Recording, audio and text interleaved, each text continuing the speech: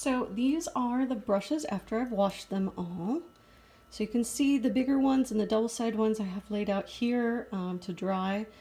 This one, you know, if I put it in one of these stands, it tips the whole thing over because it's so big and heavy.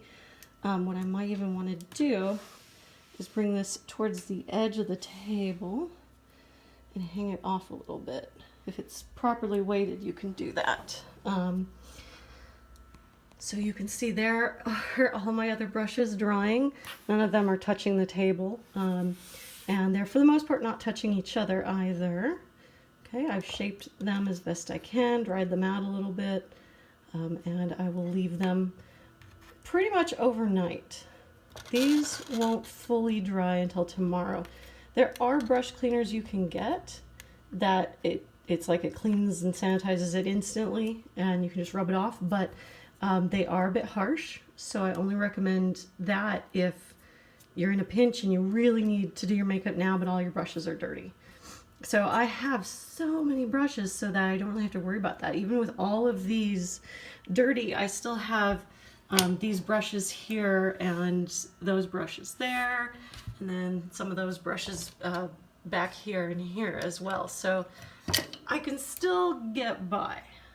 It looks like I don't have any blush brushes, but I would just use a puff or a egg sponge. So this is what I do with my brushes. As far as what kind of brushes I have, these are Slimmest Glam. Okay, I've only had these for a little while, a couple months, but they seem like really nice brushes. They're the ones with all the glitter in the stems. I recommend buying the better brand brushes, the more expensive ones, because those are going to last you a long time. I admit I have some like this one here with the gray stem. You can't really see it. There it is down there, the brown head. This one I just got at Five Below. It's just a cheap little brush. So you can get brushes there, but I can tell you right now, this brush is not going to last more than a year of heavy makeup use, and then it'll be dead. So that's why I don't recommend that, because the more you spend on brushes, the longer they're going to last. Like this one, this is just an Ulta brush, and it's all right, but I don't think it's going to last as long as some of my other brushes. Ulta and Sephora brushes aren't bad. I do have some Sephora brushes that I've had for years, like this one right here. It's a little steepling brush. I don't even remember when I bought this. I've had this brush for so long. What else? What else? Is this more? No. What brand is this? This is Sephora brand right here. Okay. I do have some Morphe brushes, like this one here. I kind of feel the same way about them as I do about the Five Below. I don't think they're going to last super long. They are on the cheaper end. If you're in a pinch for money, you can get them and they'll work. But again, you'll have to rebuy them within a year or so. Whereas if you get nicer brushes, they're going to last you almost a lifetime and you won't have to rebuy them. For example, if you look over here, you see a lot of these with the copper colored stems. And right here, here's one as well.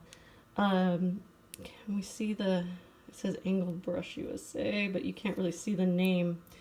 V's Favorite Brushes. These are V. Neal's brand of brushes. I got these at the makeup convention in LA about 15 years ago. I spent $300 and I got a whole set, like 20 something brushes with a rollout makeup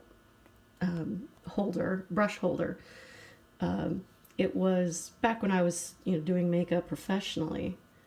And, you can see I still have these brushes. I use them for myself now that I'm not doing it professionally. But, I mean, yeah, it's kind of, you can see when I hold it this way, it's got some sticking out the side now that I might want to trim off. But 15 years, that's a long time for a brush to live. Some of these other brushes, these gold ones, are from Tarte. I got the Tarte set. So if you can't really afford a lot of brushes, I definitely recommend looking for sets, looking for deals and discounts going on. So these over here are Huda brand. I like hers because hers are almost always double-ended. So you get two brushes for the price of one. Okay, so that's a good deal. This one, that's Sephora. Again, Sephora brushes are pretty good as well, and they're a little bit cheaper. This one here is another Tarte brush, and then more Huda. And then this one is Anastasia Beverly Hills. This one came with an eyeshadow set. So sometimes you'll get lucky if you buy a good eyeshadow set from a name brand like Anastasia. Or I also have some that came with Urban Decay. You'll get a brush with it and it'll be a decent brush. Speaking of finding something on sale, I was at my Ulta the other day and I picked this up, so I'm going to wash that today. These are by Tarte as well. Oh, I didn't even know that was Tarte. I just saw the Sugar Rush and I thought it was a different brand.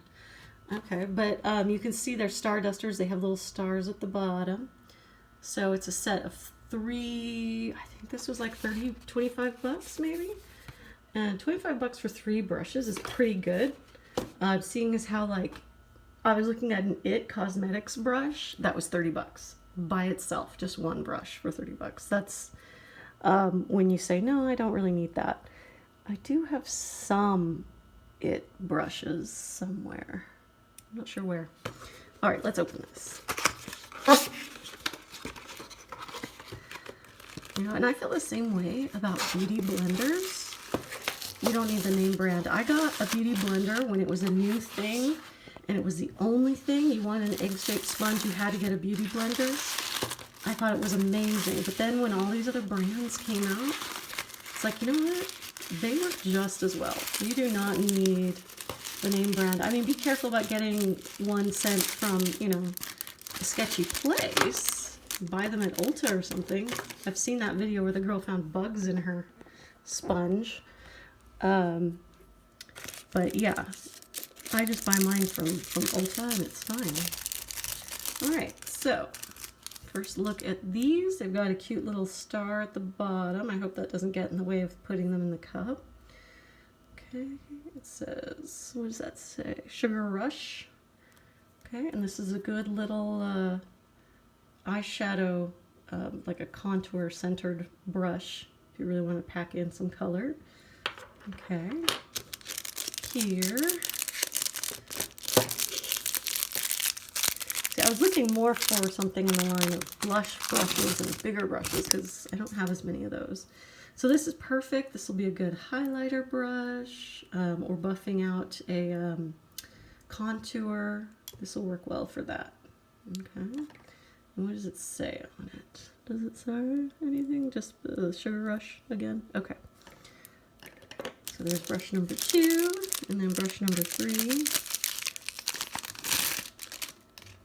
Okay, so this is, it is synthetic, I can feel that. This isn't the softest brush I've ever touched.